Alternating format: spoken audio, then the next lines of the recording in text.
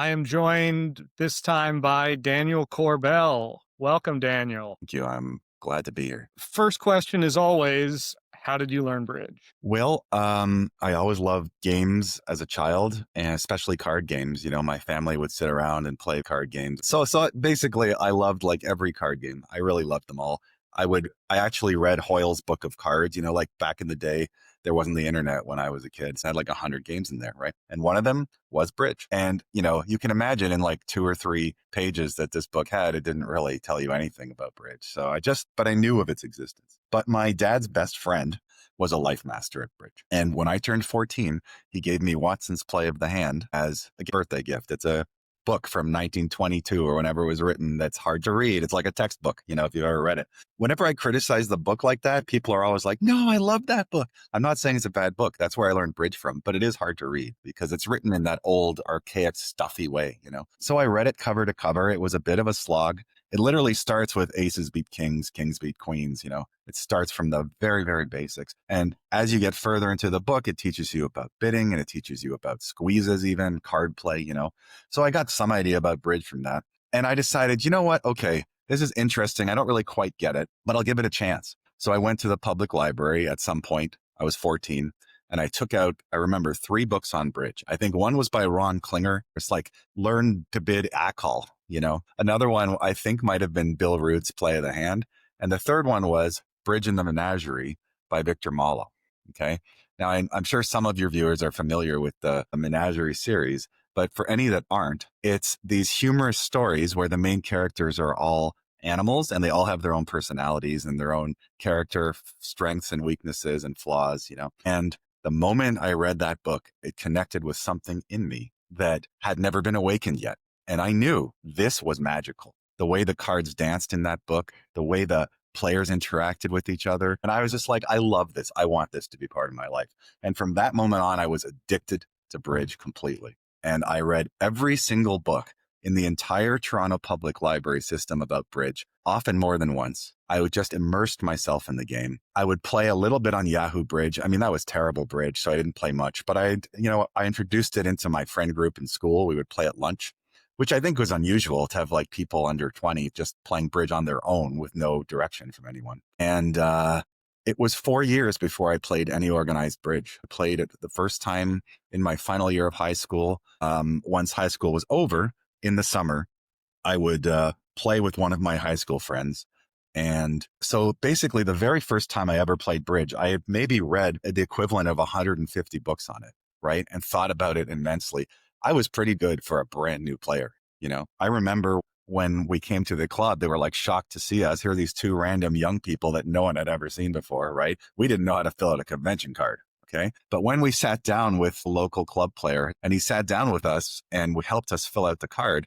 And I think he was probably a little surprised that we like knew most of the conventions on the card and we're playing a lot of them, like we were like ready for bridge. And so that was my introduction. So you read all of Watson's Play of the Hand before you touched a card? I basically read every bridge book I could before I ever touched a card. But yes, I read all of Watson's Play of the Hand before I played. That's got to be a unique introduction. I suspect so. Like I said, I got taken over by passion for this game from the Malo books. I give Victor Malo credit for the fact that I play bridge today, because without those books, I might have been interested in it. I might have tried it.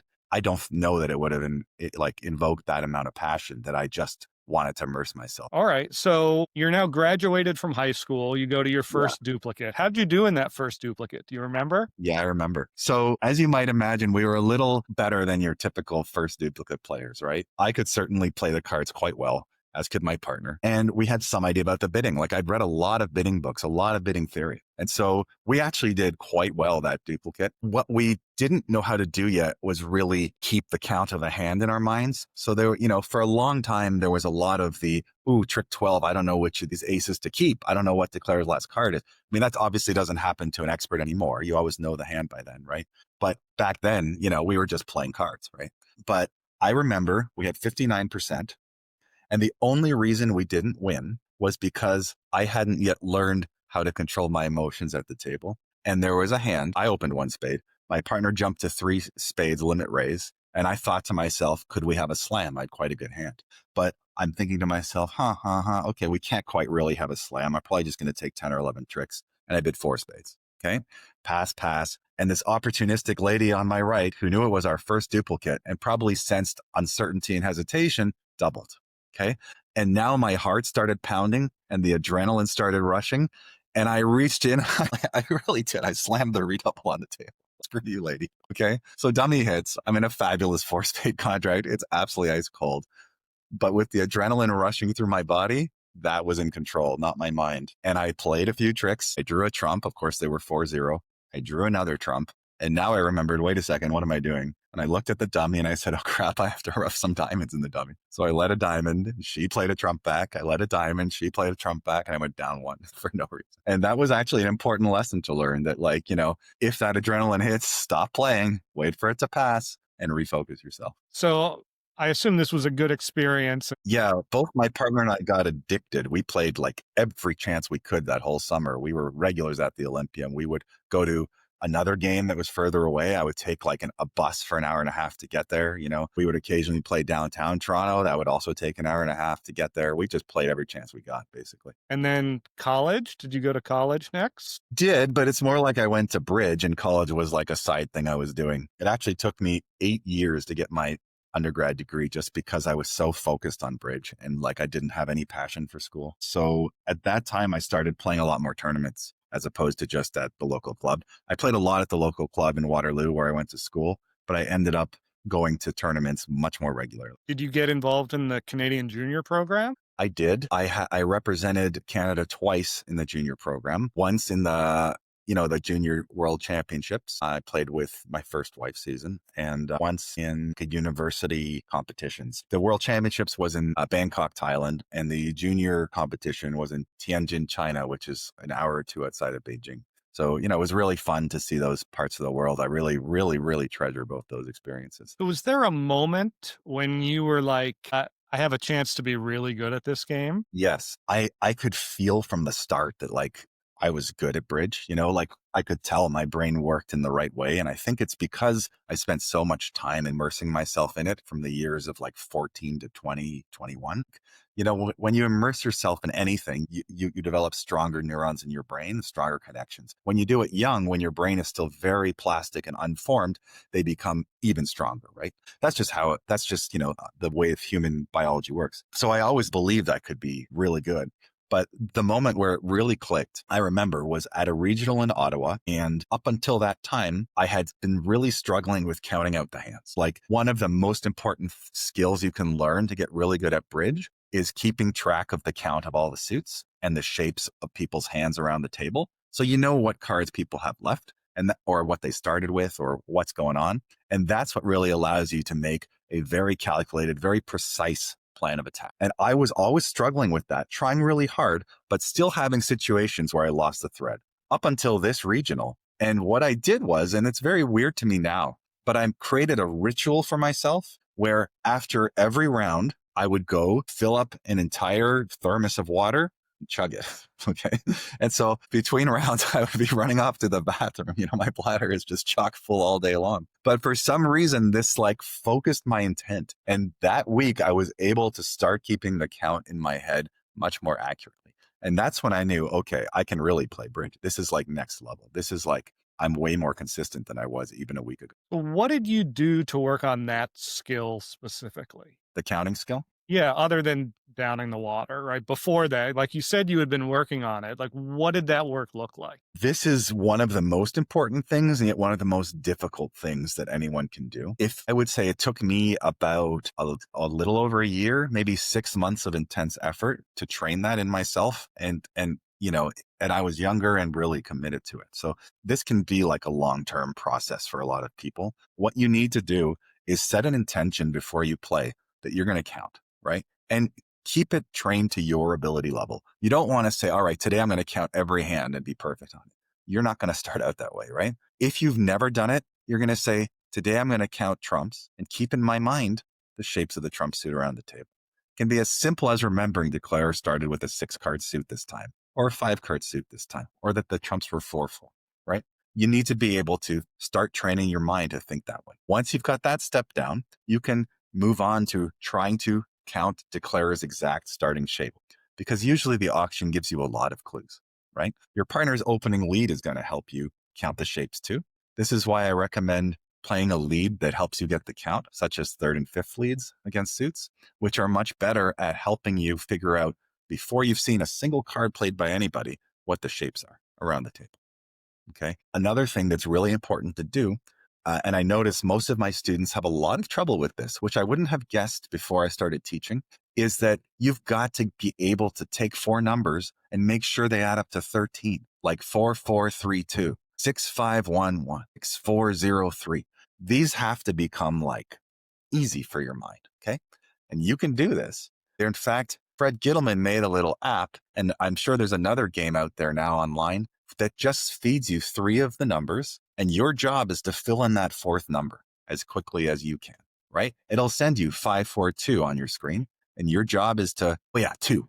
That's the last number, right? And the more you practice with this, the easier your brain will have at the table. When you know it's 5-4 and you see two in the dummy, you're going to think two, right? You're going to know it. You're not going to have to invest your energy in that, which is sort of like the building blocks to counting. So that's what I would recommend, those steps. Set an intention when you play of counting like at or slightly above your ability level, and make sure you're spending some time in your free time doing counting.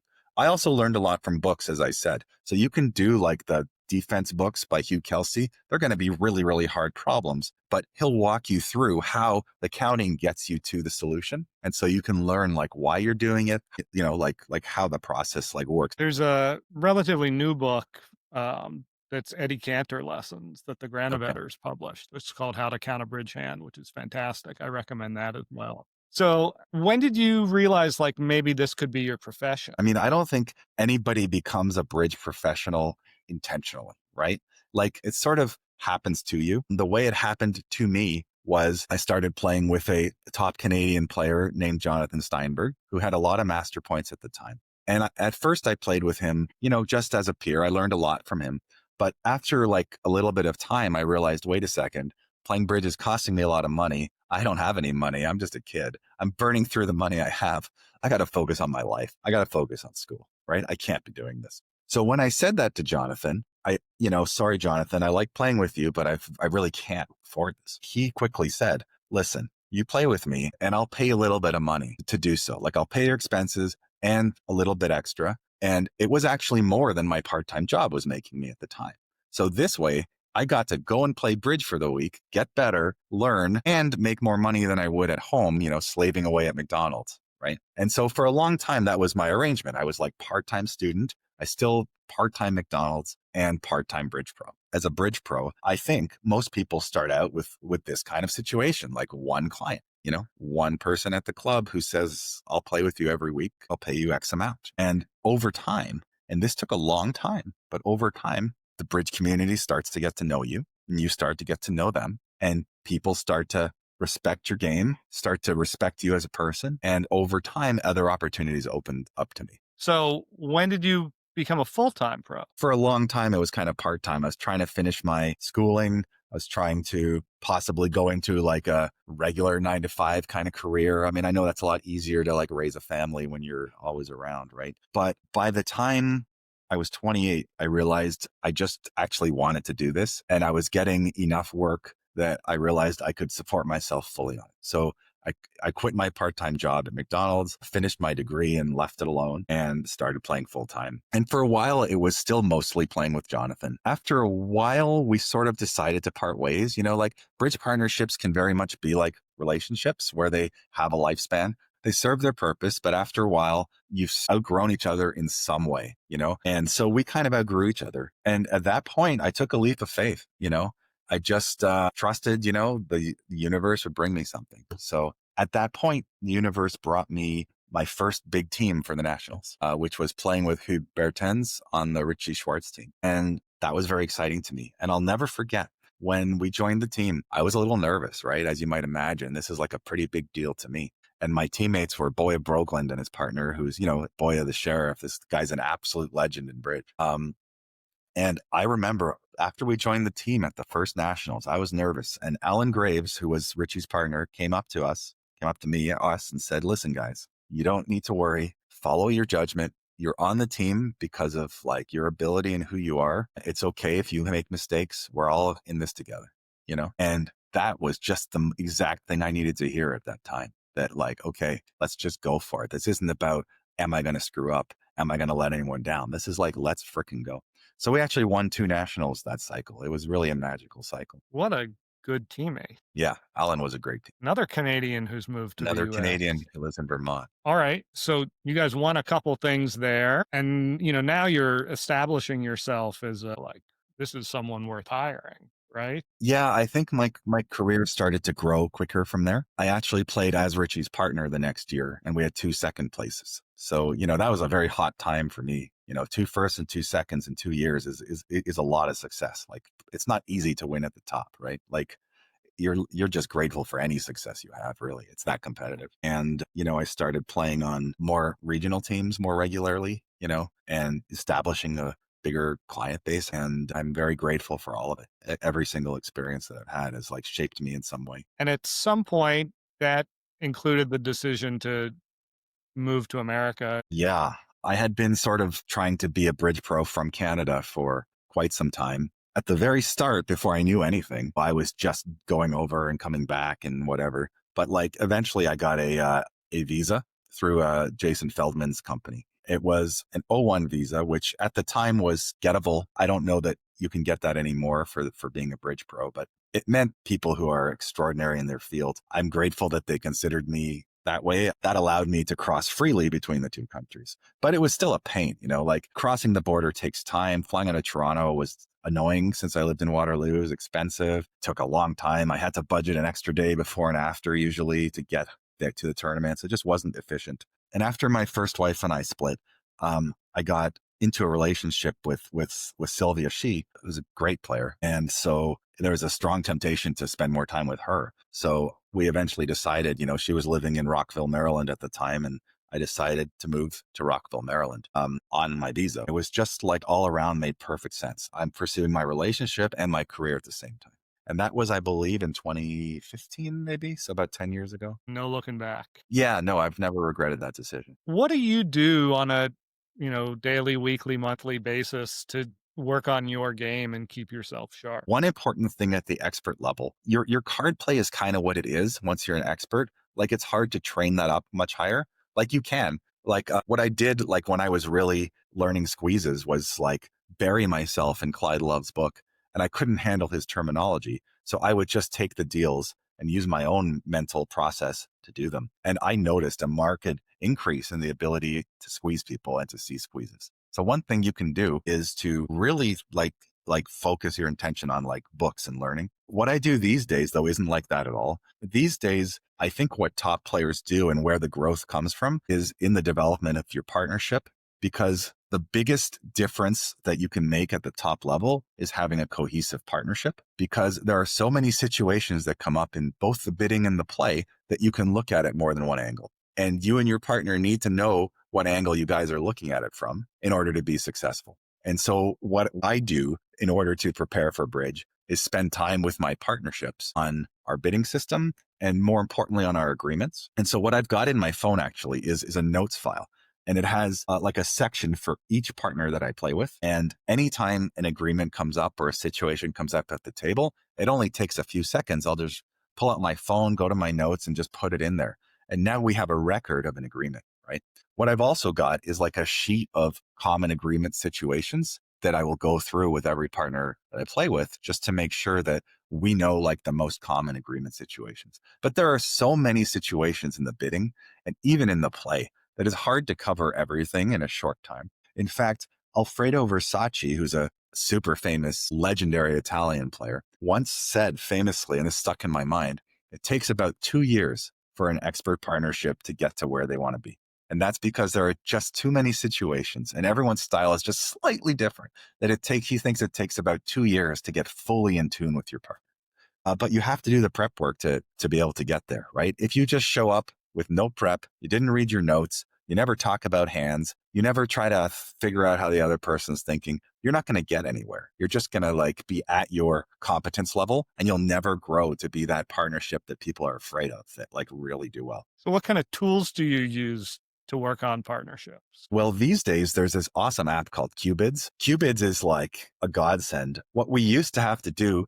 is go on Bridge Base and set parameters for bidding and have it deal us hands and you can bid. I still do that sometimes, especially when you want it rapid fire when you're on the phone together and you can talk it through. But Cubids is a way to do that in a way that fits into your life better. You can sort of do it across talk on the app. I'll give you an example. I played with Zia in the team trials last year, and Zia, by the way, is a master of preparation. It's really, really important to him that he's prepared and his partnership is prepared. We would talk every single day for an hour or two, and what we would do, we would go through the notes. He would talk about situations, his philosophy on them to make sure that we understood on the same page what the philosophy was. And you can imagine this takes time, right? You've got to be present. You got to be listening. You got to be processing. And we would also use Cubids a lot and bid on Cubids. And on Cubids, there's like a little blue button at the bottom right where you can talk to your partner. And I've never bid with anyone who uses that button more than Zia. No, he's just constantly typing in there, wanting thoughts, discussion, just synchronizing the wavelength. And I think like at my level, that's the prep that's needed. I mean, I think that's good at any level, but I think if you're still needing to improve your game in certain areas, it's also very important to take time and focus on those areas in some productive way. Do you have any mentors at this point? Like if you come across a situation and you're just like, I'm really Yeah. not sure, like who do you Yes. turn to? So the expert community, we all sort of have our strengths and weaknesses, right? There's a few people that I turn to specifically for strange bidding situations where I'm not sure how to think about them. Roger Lee, who's someone I play with regularly, he, in my opinion, is a great bridge mind and he thinks deeply about the bidding. Whereas I'm a little more la la la. I understand it, but I don't spend my spare time thinking about the bidding. And so when I want to understand a bidding situation, I always turn to Roger and say, Roger, what do you think about this situation? And chances are he's encountered it before. And he says, well, in this spot, I think this. And I'm like, oh, interesting. And I'll gain a perspective on it, right? When it comes to precision, if I need to know a precision thing, I always text Jeff Hampson. He plays precision with Eric Greco like regularly. They play all the time. He's very comfortable, familiar with it.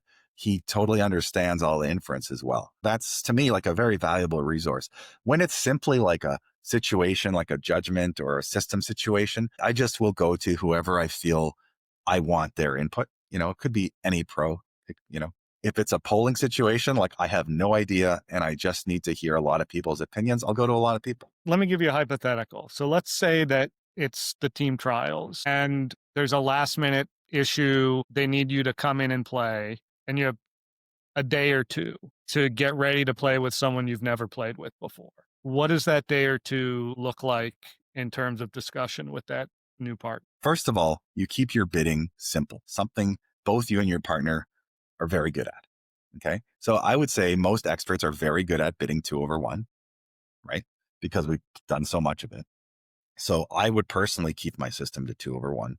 I would go over with my partner certain bells and whistles that I might like. For example, like a spiral raise ask as a convention, right? I might ask them, do they want to play like puppet stamen over 1 no trump? What kind of two-way new minor forcing are we playing? Like getting the nuts and bolts down where people's systems are a little different. It's very important to me to find out their style on certain things. It's important to me to talk about carding situations, make sure we're on the same page there, because people do think about defending a little bit differently. Some people like a lot of count. Some people like a lot of suit preference. Some people kind of just go with the flow and do what they feel is right.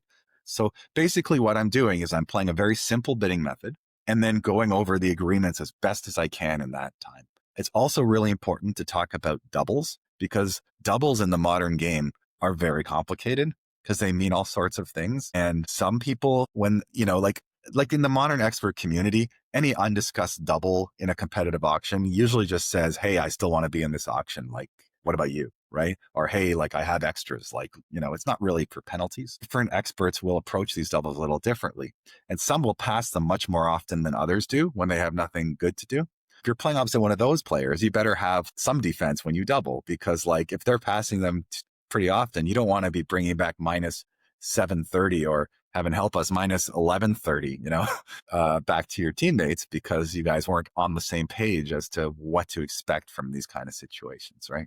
So that's what I would do if I only had a day or two. So, playing with a new partner, are there any conventions that are like must haves for you and any that are absolutely no, won't do it? That's going to let me get up on my soapbox a little bit, which is bridge is not about conventions. It's about taking your tricks. It's about bidding judgment, right? I'd rather play no conventions with an expert than I would want to play every possible convention with a lesser player, because it's all about the judgment. It's all about the card play. And I know a lot of your listeners are going to hate this because learning a convention is everyone's favorite thing to do, I've noticed. And I know why.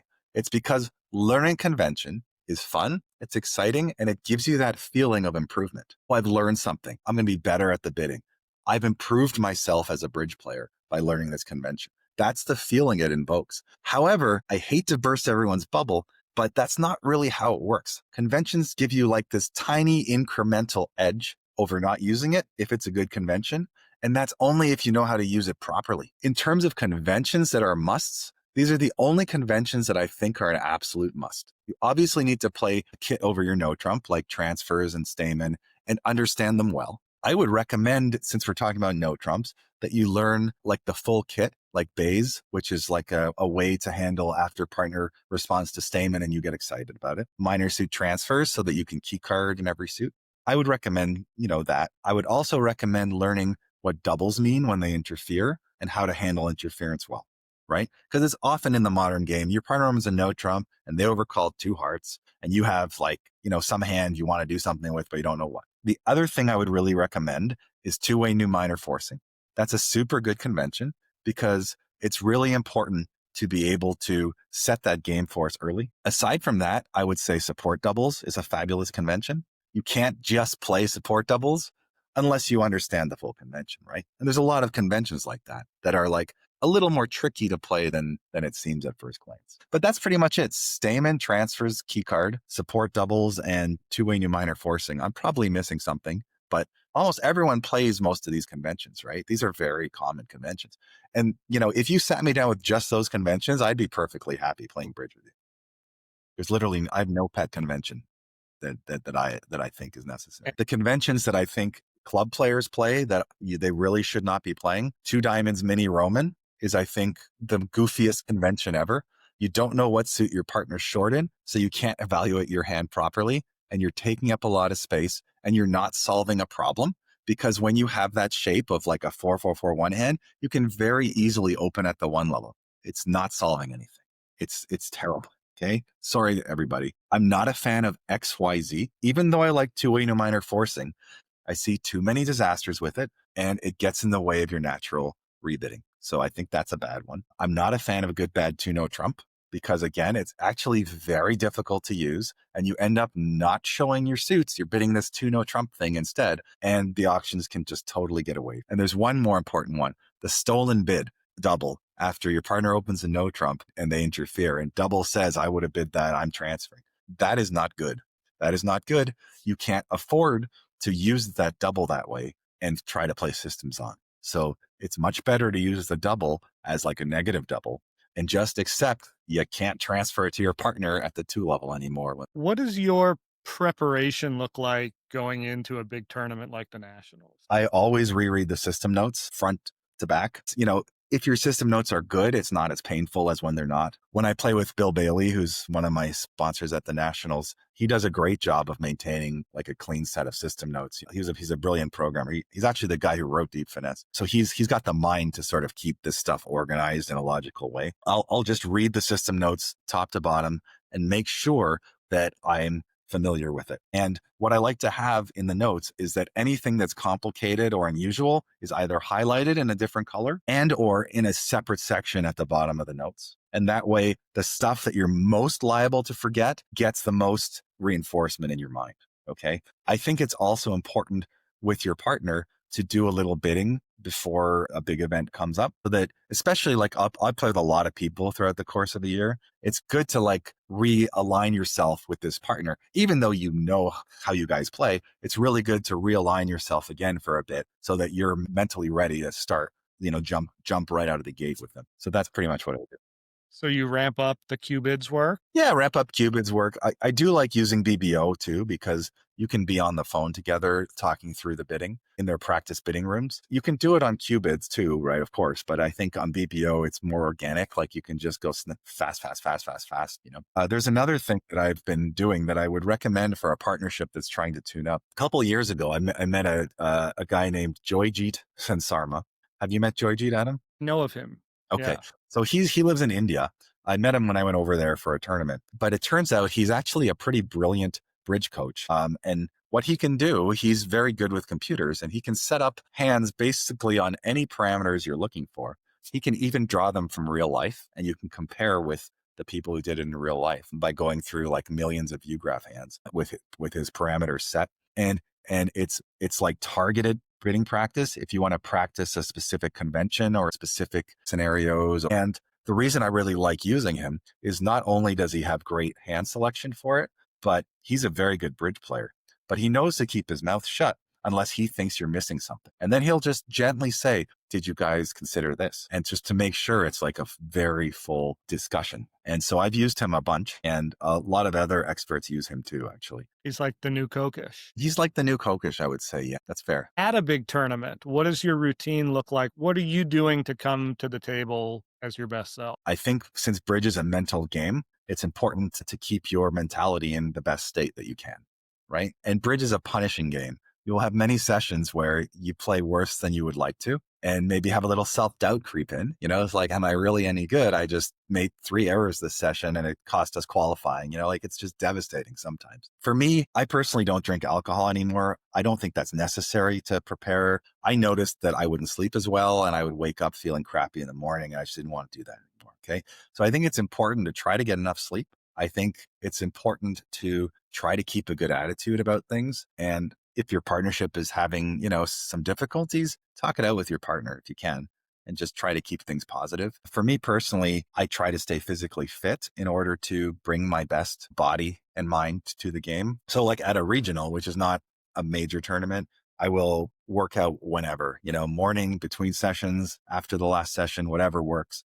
What I've noticed for the nationals though, is that if I work out too early in the day, the blood is going to my body and it actually makes it harder for me to play well. So at nationals, I won't work out until after the final session because I don't want to be like impairing myself by like having my body needing the blood. I want it to be able to go to my brain. And it feels good. It feels good to take care of for me anyway, take care of my body. There is a lot of research that the healthier you keep your body, the more efficient your brain works. And then what do you do about reviewing the results from a big tournament? Do you do it day of? Do you wait until the tournament's over? It depends on the partnership dynamic, I think. Some things can actually be talked about at the table.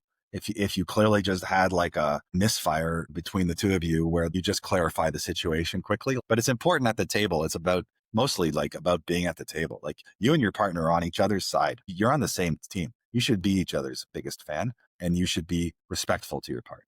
I think that's very important. So I think the discussion should mostly come later. It can come between rounds. That's fine as long as it's done constructively, right? And I know a lot of my clients like to have the discussion as soon as possible after the hand so they can remember the hand fully and absorb the instruction fully, right? And even if you feel like their perspective on this hand, they just made a horrible blunder, it's for me very important to approach it respectfully and constructively, like the two of you together fixing the problem in general. And I try to take my ego out of it. Like I like learning new things about bridge and I accept that I will make mistakes and that there will be situations I don't fully understand. And so I'm actually very grateful if my professional partner can teach me like to do better in certain situations because it means I'm going to be a better player in the future, right? But not everyone is great at taking constructive criticism, right? It can hurt a little bit. So I personally am very, very careful about giving constructive criticism, making sure it's very constructive and positive and not personal. What do you think separates, I'm going to call it world class from expert players? Let's say someone who is in contention in the spin gold, to someone who might win a match or two and be pretty happy with it. I mean, obviously, if you have a good but not great player who misses a lot of things at the table, they're just not going to be as competitive with somebody who sees things more clearly. So I think the very, very, very, very top tier of players, I'm talking like the Jeff Mextroths, Augustin Madala, people like that, have a slightly heightened sense of clarity over other experts and can just see the cards a little more clearly and a little more easily. Okay. As opposed to some of us, like myself, who sort of like make it through the hand and I'm good at it. I'm good at it, and I have the clarity, but I don't always have complete clarity at like complicated situations. It might take me a long time to think about it, or I may be defending on instinct once in a while, right? A really great player is rarely in that situation. Just have a lot of clarity. Another thing that I've noticed, and I noticed this from Thomas Bissy specifically, was an intense focus that he has at the table. And I think when I think about it, when I play against Mextroth or Thomas or a lot of these top players, they are giving 100% of their energy and attention to the task at hand, which can be a difficult thing for a human to do because our lives are busy, we're distracted. So maybe something's really bothering us in our personal lives, right? But when a really top player is at the table, that's all gone.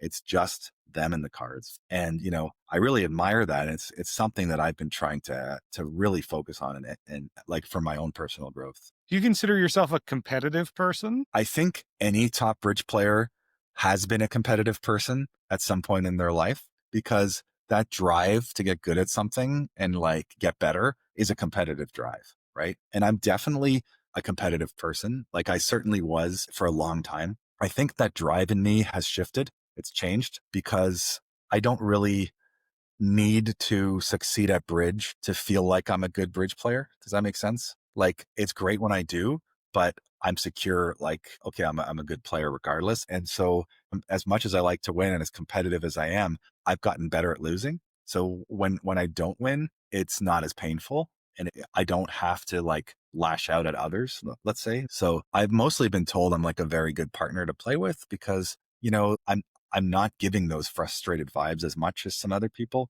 and I'm more supportive.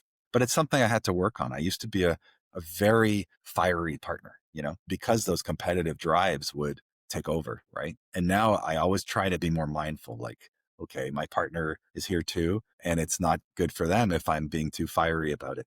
But I would still say I'm competitive. I mean, I want to win as much as the next guy, more probably. You say that manifests more as loving to win or hating to lose? Loving to win.